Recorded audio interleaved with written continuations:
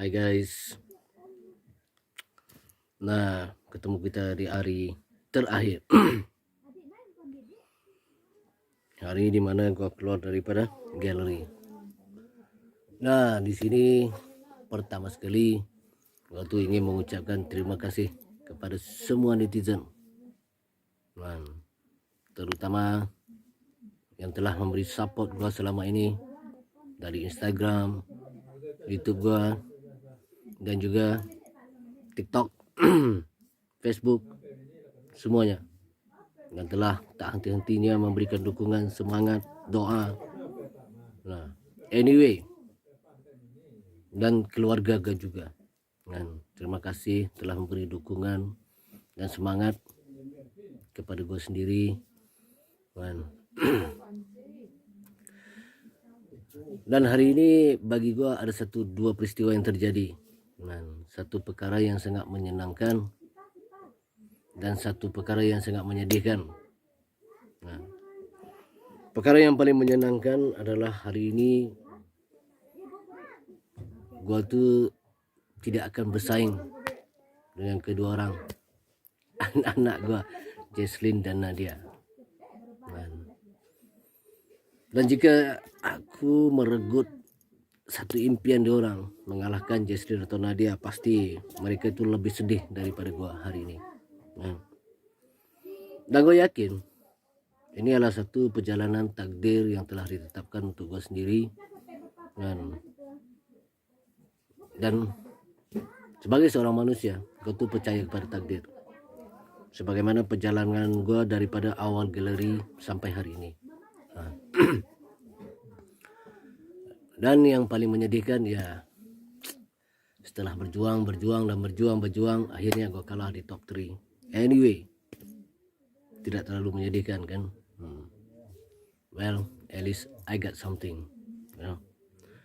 Cuma hari ini gue ingin bercerita tentang sesuatu kan, perjalanan career gue di dalam MasterChef Indonesia.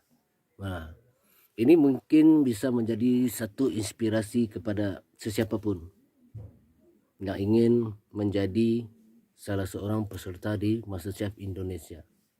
Nah guys, mungkin sebelum ini gue pernah buat video dulu untuk didaftarkan kepada RCTI Plus kan. Tapi masa itu masih guna handphone kan. Nah, baiknya nasib gue ini, gue ketemu dengan seorang teman yang bisa membantu gue menggunakan kamera yang bagus kan, pakai drone untuk membuat video gue waktu itu. Jadi terhasillah video untuk gue hantar pada RCTI Plus sebagai video audisi online gue yang pertama. Nah, bersyukur gue waktu itu gue diterima. Jadi gue diundang ke Jakarta. Jujur, pertama kali gue ke Jakarta itu, gue itu hanya berbekalkan dengan uang sebanyak 1.500.000. Nah, itu aja yang gue bawa ke Jakarta. Dan di samping itu, gue itu membawa tekad, semangat yang 100 kali lipat lebih besar daripada 1.500.000 itu. Nah, jadi setelah sampai Jakarta, kita orang pun mulakan ya perkumpulan, perkenalan semua nih kan. Nah, orang-orang yang pertama yang gue kenal di situ adalah seperti Yogi, Wita, Fabs, dan beberapa orang lagi. Nah, mereka itu teman-teman yang pertama gue kenal di situ. Nah, jadi dalam perjalanan ini, untuk audisi on air yang pertama, sebelum bootcamp, kita itu harus membeli bahan sendiri. Nah, disinilah peristiwa yang mana gue sendiri unexpected.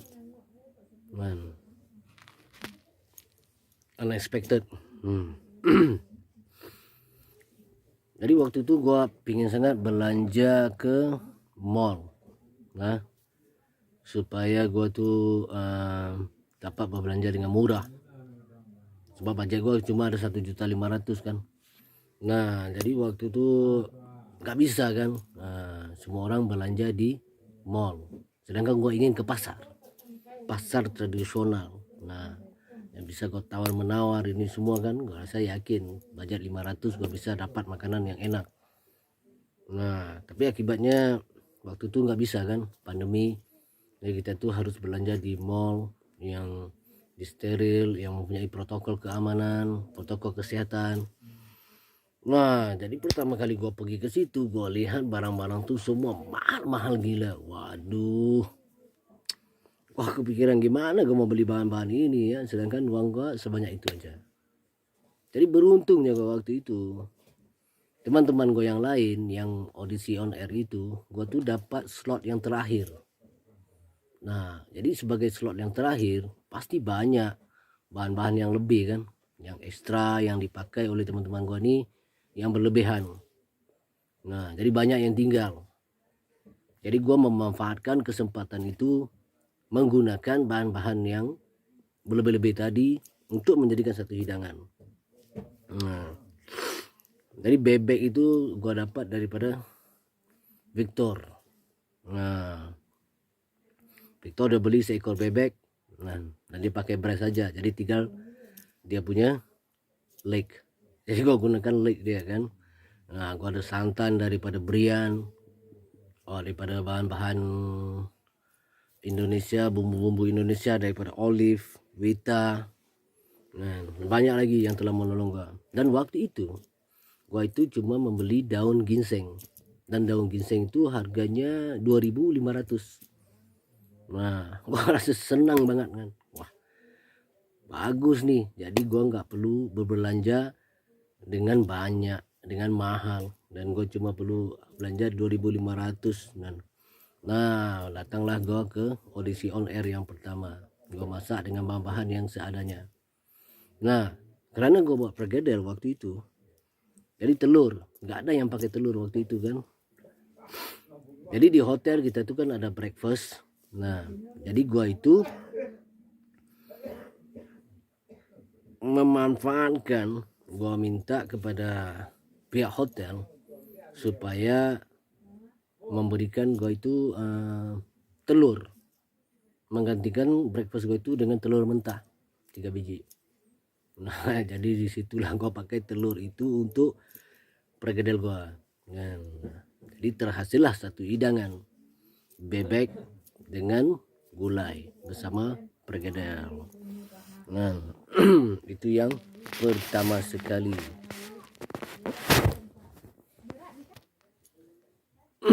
Nah gitu. Jadi berlanjutan lah, masuk dalam galeri ini semua kan, perjuangan yang tanpa henti-henti guys. Perjuangan yang tanpa henti-henti. Jadi dari kita mulai daripada bootcamp. Nah, jadi bootcamp waktu masuk galeri. Nah, di galeri yang pertama 18 besar kan, sampai 10 besar. Oleh karena gue ini dulu memang pernah masak, pernah bekerja di restoran, yaitu pada tahun 1999 sampai tahun 2002. Nah jadi selepas itu gue tak pernah kerja lagi sebagai seorang tukang masak. Jadi 99 sampai 2002 itu kan 3 tahun pengalaman, itu cukup sempurna karena gue tuh bekerja dengan seorang chef dari Italia yang memang gila. Nama dia Ricky Palante, seorang yang sangat hebat, dan dia mengajar gue dengan penuh hati daripada zero sampai membuatkan gue menjadi seorang hero. Nah 3 tahun sampai restoran itu tutup, and that's it. Nah jadi 18 besar itu gue manfaatkan untuk praktis, belajar, mengingati apa yang pernah gue pelajari.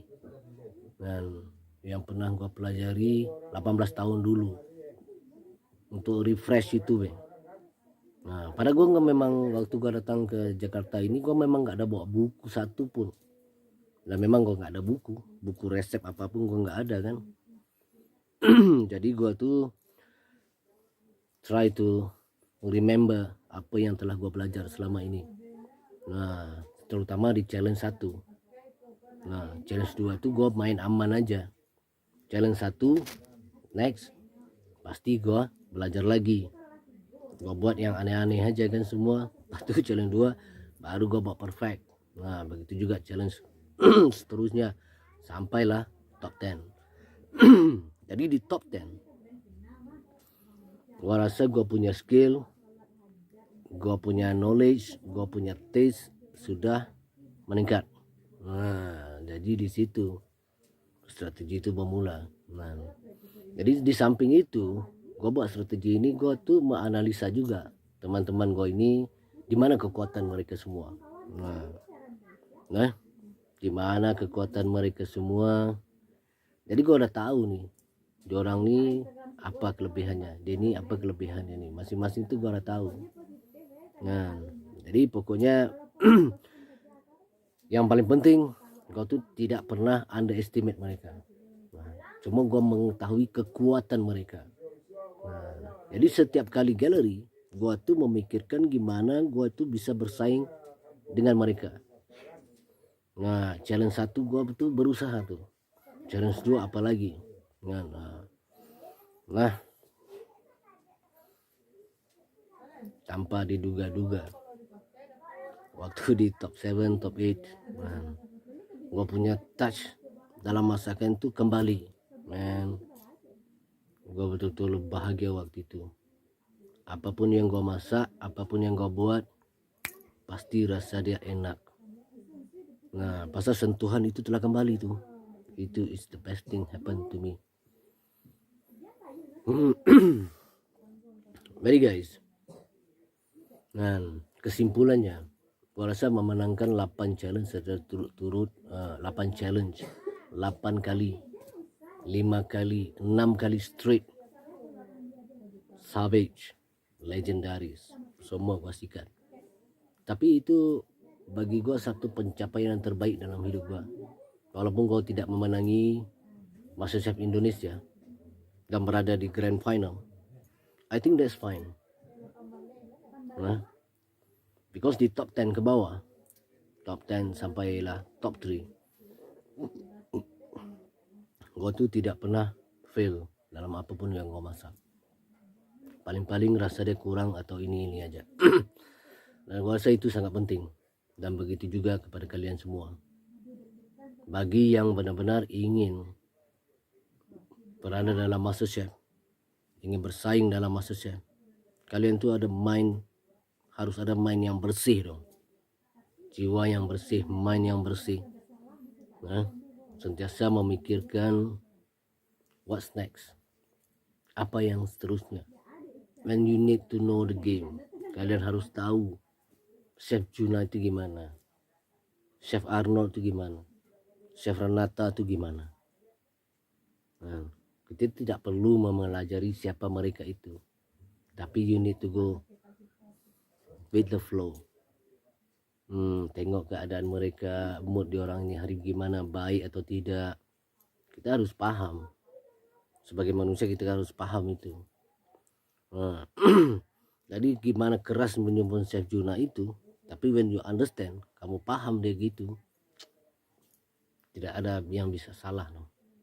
Everything gonna be fine, ya. Nah, itu penting tuh.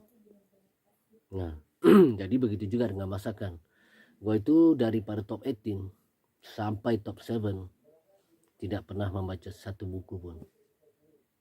Sampaikan semua teman-teman gue yang di galeri itu kan, semua tuh takut gue ini akan fail, gagal. Jadi orang tuh sentiasa bikin, oh menasihati gue, oh Pak Di bacalah buku semua kan. Tapi orang tuh tak tahu apa yang ada di kepala gue tuh penuh, is fully loaded. Nah, satu barang yang sangat penuh, yang penuh sangat dalam kepala gue ini, sampai kan gue nggak bisa pikir lagi. Jadi gua tuh harus keluarkan satu-satu. Nah, jadi orang banyak bertanya kepada gua kan, gua tuh bisa buat dessert atau tidak. Nah, jadi 3 tahun gua kerja dulu di Malaysia itu, gua tuh memang dalam cold kitchen cold kitchen, gua buat dessert, gua buat salad. Itu kerja gua. Nah, cuma masalah dengan dessert ini harus ditimbang ni semua kan, and I hate that. Nah, tadi lepas tu baru gua dipindahkan kepada hot kitchen, pasta station, hot kitchen. Masak steak, masak itu semua. Sebab tu kalau danas tu, you know, gua tahu semua kan. I know it. Cuma mungkin nama-nama itu gua tidak sebagus kawan-kawan yang lain seperti Brian, Nadia yang tahu nama-nama itu semua kan.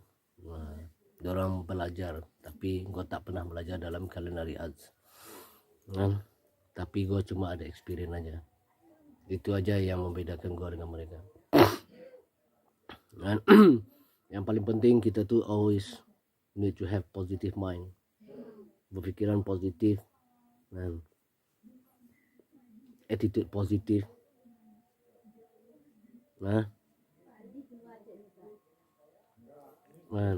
Dan jangan merasa iri, sakit hati, you know, be friend, berkawan dengan siapa saja. Kita bertemu di dalam satu kompetisi bukan mencari musuh, tetapi bila dalam galeri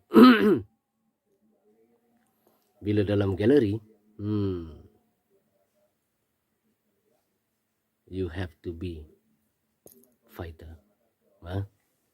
Bila dalam galeri kita harus jadi fighter. Itu harus penting tuh. Mindset kuat, siap bertempur. Jangan fikir yang bukan-bukan.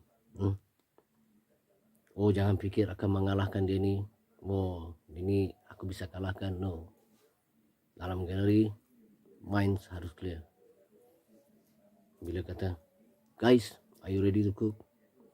Nah, kita siap. Tengok bahan apa. Gunakan waktu secepatnya untuk berfikir apa yang harus dimasak ni. Nah, itu dong. Then you can be the greatest man ever in gallery. Tapi sekali-sekali jangan kamu berfikir kamu bisa mengalahkan dia. Never. Anyway, itulah sedikit sebanyak sharing about me. Siapa aku dulu. Sebab separuh daripada hidup gue kerja gue sebagai personal trainer in fitness center. Dari fitness center gue tu memang boleh kan. Daripada California USA, dengan bos gue semua daripada orang US. Jadi di situ gue belajar bahasa Inggeris, you know. Gue tidak pernah belajar khusus bahasa Inggeris, you know. Jadi it's the best thing ever happen in my life today. Hari ini apa yang terjadi dalam hidup gue itu satu nikmat yang sangat besar. Jadi nikmat ini pasti kusyukuri dulu. Nikmat apa lagi yang harus aku dustakan? Tuhan tu telah meletakkan gua sampai ke tahap ini, bang. Dari seseorang yang tidak diketahui. Gua di Sumatera Barat sejak tahun 2017 tu gua hanya ada beberapa orang kawan yang gua kata kawan. Kalau saudara gua banyak di sini. Cuma yang dikatakan teman, hampir-hampir nggak ada dong. Dan now gua ada banyak teman, termasuk kalian-kalian semua ini, be, yang telah mendukung gua, semua, be. Thank you guys, you means a lot to me. Dan aku akan tetap berkarya, dan aku akan share kepada kalian menu-menu yang telah gua buat di galeri, dan banyak lagi menu-menu yang gua rasa gua bisa buat. Dan jangan rasa malu-malu untuk bertanya masak ini gimana, masak itu gimana. Mungkin gua bagus, tapi di atas gua ada yang lebih bagus. Kalah bukan kerana gua lemah, menang bukan kerana gua hebat. Tapi there's one thing kita harus percaya, Kita ini berusaha aja, nah, tapi ada lagi di atas kita, yaitu takdir. Nah, yang pasti akan bisa merubah segala-galanya. Walaupun lu rasa lu telah jatuh ke satu tempat yang penuh dengan buaya, it's full with crocodile. You think you gonna die, tapi bila takdir mengatakan you're not gonna die, you're not gonna die. That is the thing. Okay guys, kita jumpa lagi next time dengan channel YouTube gua. Jangan lupa like and subscribe. Have a nice day. Stay safe.